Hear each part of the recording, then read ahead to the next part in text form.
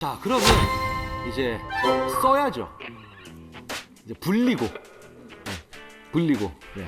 그 송재림 씨가 그 미국 주식도 하신다는 얘기를 했어요. 네. 그렇습니다. 네. 근데 굉장히 그 주식 얘기만 하면 이렇게 굉장히 그 타격감이 있으신 것처럼. 죄스러운 마음에. 지금 어떤 상황이에요? 네.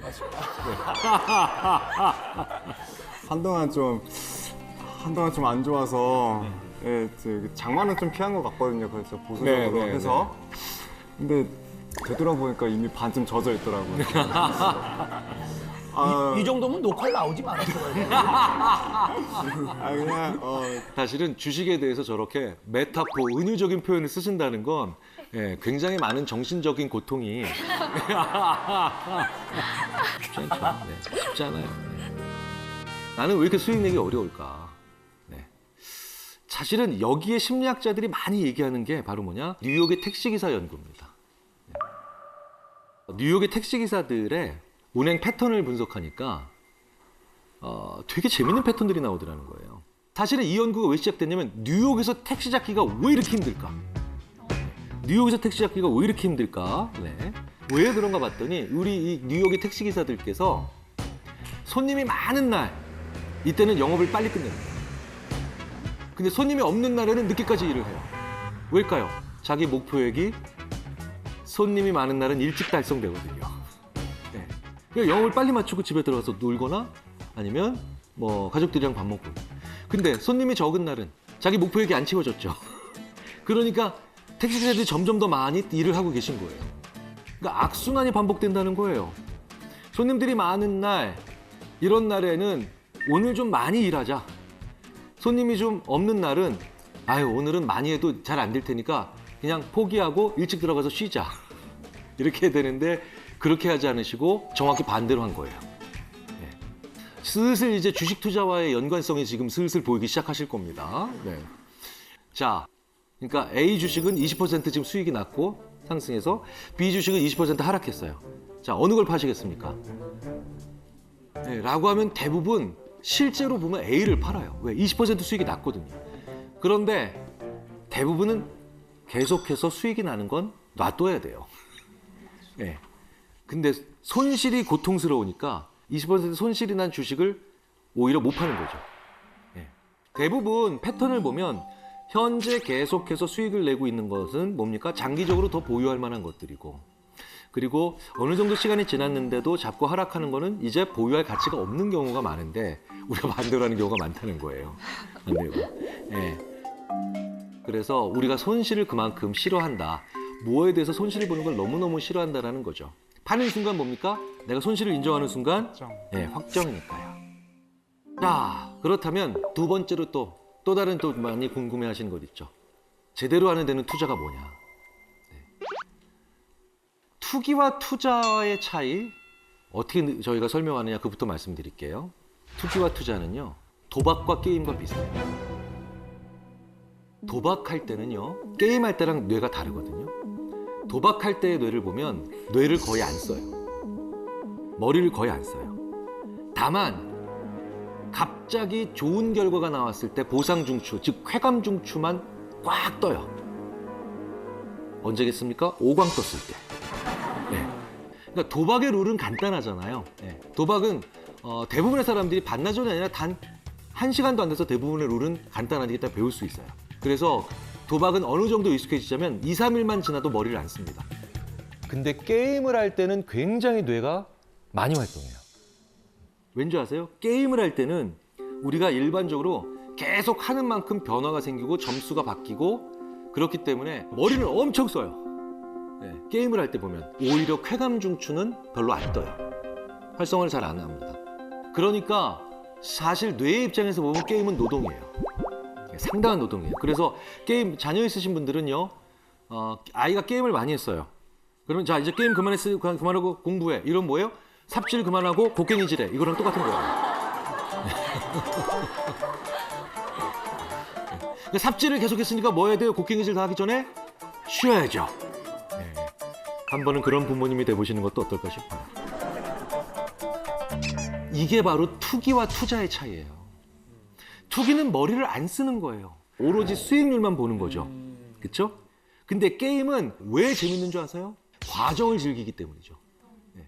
내가 어떤 회사의 주식을 샀는데 그 회사에 관심도 있고 신문 보면서 이런 신기술이 개발됐어? 저기 CEO는 왜 이런 데 가고 있지? 왜 해외 출장을 이런 데 가지? 이러면 뭡니까? 그건 투자죠. 네. 투자하게 되면 수익률이 떨어져도 나는 뭐가 남아요. 네. 게임을 했을 때 아주 스케일이 큰 게임이나 아니면 복잡한 게임을 하게 되면 게임에서 저도 뭐가 남아요? 기량이 남죠. 기량이라는 게 남고 재밌는 스토리들이 남아요. 우리들이 소비할 수 있는 것들이 되죠. 바로 그렇게 무언가를 샀고 그 다음에 내가 지켜보는 과정에서 그런 여러 가지 피드백을 받을 수 있는 그런 상황이 있으면 그게 내가 바로 투자를 해나가면서 세상에 대해서 알아가는 과정입니다. 알아간다는 거. 그게 바로 투기와 투자의 차이입니다. 여기다가 이제 제일 중요한 건 뭐냐? 나의 루틴까지 만들면 진짜 좋은 거예요. 저의 루틴 말씀드려 볼게요. 저는요, 저를 불러서 강의를 들어주신 그 기업의 주식을 그날 강연료의 한 10% 정도 떼어서 그 회사 주식을 삽니다. 예. 왜냐면 심리학자 불러서 강의 들을 회사는 안 망한다예요. 예. 최소한 공부하는 회사잖아요. 교육하는 회사는 안 망해요.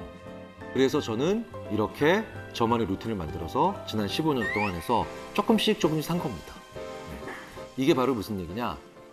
매번 내가 조금씩 산다. 소액씩 정기적으로 투자한다. 말은 쉽지만 절대로 안 되잖아요. 저는 제가 하는 것에 뭐가 있느냐? if, then, when이 있기 때문에 그렇습니다. if, 만약, then, 그렇다면 when, 언제. 루틴이라는 게 습관이잖아요. if와 when과 then이 다 있어야만 습관이 만들어진다고 얘기를 합니다. 제가 오늘부터 만약에 예를 들어서 탈모 방지약을 2알씩 먹는 거예요. 진짜예요. 네. 슉 보면. 네. 근데 매번 잘 까먹고 잘 안 먹게 돼요. 그러면 if, when, then을 다 넣어야 돼요. 7시에 기상해서 이 닦고 난 다음에 물 마시면 이거 먹는다. 그러니까 언제 뭐뭐 하고 난 다음에 그 다음에 이거 한다. 이런 식으로 일주일만 하면 그게 뇌가 확실하게 루틴으로 저장해 놓습니다. 네. 그래서 예를 들어서 3일에 한 번 헬스장 피트니스 센터를 갔다 와서 뉴스를 검색하고 난 다음에 10만 원어치 주식을 산다. 이런 식으로 해야 된다. 이런 경우도 있죠. 정말 떨어졌을 때 산다. 근데 늘 경험하시죠? 떨어졌을 땐 돈이 없죠. 그렇죠? 네. 그래서 패닉 계좌를 만들어 놓으셔야 돼요. 패닉 계좌를. 그러니까 공황장 때 아니면 완전히 엉망인 장세일 때 쓰는 용도로 이거는 그 돈을 집어넣어 놓고 현금을 놓고 현금 계좌에 그냥 패닉장 계좌라고 이름을 붙이셔야 돼요. 왜냐하면 평상시에 다른 목적으로 쓰는 돈은 그렇게 투자가 안 되거든요. 제가 2020년 3월 왜 우리 코로나 때 막 난리 났었죠. 한번 쫙 2000 밑으로도 한번 떨어진 적이 있습니다. 근데 제가 마침 그때 제 책에 인세가 들어온 거예요. 인세가. 네. 그러니까 우연한 돈이죠. 전혀 예상하지 못했던. 근데 하필이면 그날 저녁이 그 해 가장 주가가 떨어졌던 코로나 초창기에.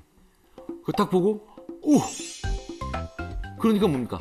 평상시에 제가 사고 싶었던 주식이 있었죠. 그게 다 반토막이 아니라 거의 3분의 1 토막씩 나 있어요. 그래서 산 거예요. 그래서 제가 기분이 너무 좋아서 잠이 안 오는 거예요. 네. 외국 연구자들한테 이 얘기를 했더니 그 친구들이 이러더라고요. 실제로 패닉장이 됐을 때 투자하는 계좌를 따로 만들어야 돼. 대공황용 계좌. 네. 재밌는 건 이게 대공황이 아니면 돈을 못 뺀대요. 사람이 심리적으로.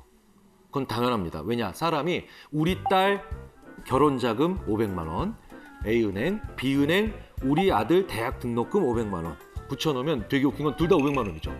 근데 왠지 딸을 위해서는 이 은행에서 돈을 찾아야 될 것 같고 아들 대학 등록금은 여기서 찾아야 될 것 같아. 심지어 지금 요 은행 앞인데도 딸 위해서는 저 은행 가야 될 것 같아. 이런 느낌이 있어요. 계좌에 이름을 붙이면 거의 못합니다. 다른 용도로. 그러니까 뭡니까? 패닉용 계좌 혹은 대공황용 계좌를 만들어 놓는 거예요. 만들어 놓는 겁니다. 자, 그러면 그게 평상시에 정말 그런 난리가 났을 때 외에는 돈을 안 쓰게 되어 있어요. 네. 그러면 이제 마지막으로 오늘 큰 돈을 벌었다 치자고요. 설사 복권에 당첨됐다 치자고요. 평범한 우리가 큰 돈 만질 수 있는 가장 대표적인 루트가 복권 당첨되는 거잖아요. 그런데 복권 당첨자들의 상당수가 아니라 거의 대부분이 파산합니다. 그러면 이 복권에 당첨됐다가 잘 파산하지 않는 제 주위에 있는 사람들 이야기를 좀 드려보도록 하겠습니다. 제가 봤던 많은 유태인 가정들은 아이가 한 5살, 6살쯤 되니까 톰, 오늘 너한테 100불이 생기면 어떡할래? 종이에 주고 써보라 그래요. 아이가 갑자기 100불을 내가 가진다는 생각을 하니까 막 10센트, 20센트짜리 뭐 보면서 자기 주위에 있는 사람들의 이름이 막 나오면서 막 밤새 적기 시작합니다. 내가 좋아하는 옆집 메리한테는 눈깔 사탕 만약에 1불 50센트 정도. 그다음에 내가 별로 안 좋아하는 우리 형 마크한테는 그냥 지렁이 사탕 1개. 30센트. 거기 이제 그 아이의 위시, 소망이 나오는 거죠. 근데 그 다음 해가 되니까 한 500불로 올리더라고요.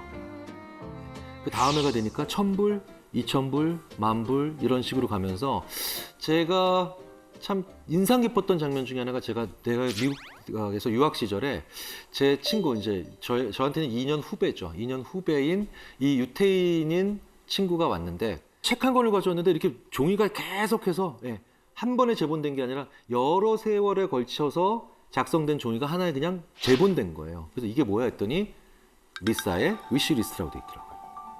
그러니까 얘가 5살, 6살부터 얘도 적은 거예요. 그리고 마지막에 1억 불이 들어가 있어요. 100불에서부터 시작한 게 1억 불이 돼 있어요. 거기는 그러니까 얘의 책 한 권에 하고 싶은 것들이에요. 책 한 권에 꼭. 이런 사람들은 복권에 당첨돼도 절대 파산할 수 없습니다. 왜? 그 책에 있는 대로 쓰는데도 시간이 모자라요. 우리가 복권을 어떻게 하면 잘 쓸 수 있을까를 한번 생각을 해보면 부자가 됐는데 불행한 사람들을 보면 알 수가 있죠. 부자는 절대로 꿈이 돼서는 안 됩니다. 목표가 돼야 돼요. 무슨 얘기냐면 제가 꿈과 목표를 구분하지 못하는 사람들에 대해서 굉장히 많이 얘기를 하는데요. 이게 사실은 참 대단히 어려운 질문이에요. 어려운 질문인데 왜 그러냐면 실제로 제가 많은 기업에서 부장님들한테 이렇게 질문을 드려요. 부장님의 꿈이 뭔가요? 사장 되는 겁니다. 그러면 제가 이렇게 한번 진지하게 다시 여쭤봐요. 사장 되는 건 꿈이 아니고 사장 돼서 뭘 하고 싶으신지가 꿈이어야 되지 않을까요? 이렇게 말씀을 드려요. 예. 그러니까 행위가 좀 있어야 되는 거죠. 자, 그런데요. 한국 사람들이 목표는 있는데 꿈이 없어요. 예, 우리가 꿈이 없어요. 왠지 아세요? 꿈을 얘기할 수 있는 기회가 없어요. 왜? 너무 현실성이 없다고 혹은 지금 네가 해야 될 일이 여기 있다고 생각을 하면서. 그래서 목표는 있는데 대부분 우리가 꿈을 꾸기가 되게 어렵거든요. 위시리스트가 없잖아요, 우리가. 그런데요, 참 재밌는 건 이 복권이 위시리스트를 만드는데 진짜 좋은 재료가 됩니다. 예. 저는 출장을 자주 다녀서 이제 KTX나 SRT를 자주 타는데요. 서울에서 만약에 부산을 간다, 서울에서 뭐 광주, 목포를 간다 이럴 때 얼마 전부터 재밌는 필기를 시작합니다. 일단 그런데 이걸 하기 위해서 입장권이 필요해요. 그게 1,000원짜리 복권 한 장이에요. 왜? 내 위시리스트를 그냥 써보려고 했더니 내 양심이 허락하질 않아요. 이성이 너 뭐 하는 거냐고 자꾸 놀려요. 근데 참 신기하죠? 1,000원짜리 복권 한 장을 딱 사서 서울역에서 딱 앉고 그 다음에 선반 펼쳐지니까 거기다 딱 올려놨더니 내 위시리스트를 적어도 아무런 비난이 없어요. 제 양심과 이성에서. 왜? 100억 당첨되기만 하면 얼마든지 어쨌든 0보다는 큰 확률이거든요. 쓰기 시작합니다. 야, 써요. 진짜 시간 잘 가요. 진짜 시간 잘 가고 별의 별 얘기들이 다 나옵니다. 더 신기한 건 내가 맞아 이런 것도 해보고 싶었었지 라고 하는 리스트들이 끊임없이 나와요. 2시간 반 동안 부산을 가는데 진짜 왜 요즘 말 그대로 순삭 시간이 그냥 갑니다. 자, 그게 바로 확률적으로는 바보 게임이지만 복권의 가장 중요한 기능입니다. 나의 위시를 만들어낼 수 있다는 거죠. 그리고 들여다볼 수 있다는 거예요. 자, 그렇다면 오늘 한 번쯤은 우리의 가족 식사에 이 복권을 사가지고 가보시는 건 어떠냐는 거예요. 우리 가족 식사에. 네. 우리 엄마, 우리 아빠, 나의 사랑하는 형제자매들이 있는 내 아내가, 내 남편이 있는 그 가족의 식탁에 가족의 명수만큼 복권을 한번 사가지고 가보시면 어떨까요? 정말 꽤 많은 가정에서 기적을 경험하게 되실 겁니다. 정말 재밌는 경험들 하게 되실 거예요. 저도 한번 이걸 해봤거든요. 제 아내가 그렇게 남부 스페인에 관심이 많은지 몰랐어요. 그리고 제 아내가 그렇게 스쿠버 다이빙에 관련된 책들을 보는지도 몰랐고요. 그리고 저희 아이가 음악과 미술 중에 뭘 좋아하는지 몰랐고, 그리고 제 어머니와 제 아버지가 그렇게 멕시코라는 나라에 가보고 싶어 하시는지를 몰랐습니다. 정말 이 복권 한 장으로요. 복권이 당첨된다면 어떡할 거야 엄마? 어떡할 거야 여보? 라고 하는 이 대화 속에서 내 가족과 살면서 10년, 20년, 30년, 아니 내 부모님과 살면서 50년 동안 살면서도 서로가 꺼내지 못했던 현실의 제약 요건이나 우리의 양심과 이성이라고 하는 이 친구들이 이렇게 눌러놨던 진짜 내 가족의 소원, 소망, 위시들이 쏟아져 나오는 이런 신비로운 경험을 한번 해보시면 어떨까 싶습니다.